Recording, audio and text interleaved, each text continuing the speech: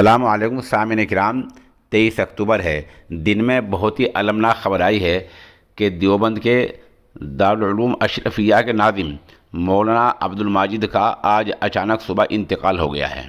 مدرسے کے محترم اعلیٰ مولانا سالم اشرف نے سوشل انڈیا نیوز کو بتایا کہ مرحوم کی عمر تقریباً 45 سال تھی۔ وہ ادارے کام سے ہی گجرات گئے ہوئے تھے، جہاں آج نماز فجر کے بعد انہوں نے تلاوت کی اور تلاوت کے فوری بعد ان کو دل کا دورہ پڑ گیا، حرکت قلب بند ہو گئی اور ان کو فوراً ہسپتال لے جایا گیا، جہاں ڈاکٹروں نے ان کو مردہ قرار دے دیا۔ پسماندگان میں بیوہ کے علاوہ 2 بیٹے اور 2 بیٹیاں ہیں۔ مولانا سالم اشرف قاسمی نے اس انتقال کو اپنا خود ذاتی بہت بڑا نقصان بتایا ہے۔ ادھر آمدہ اطلاعات میں بتایا گیا ہے کہ ان کی میت گجرات سے لائی جا رہی ہے۔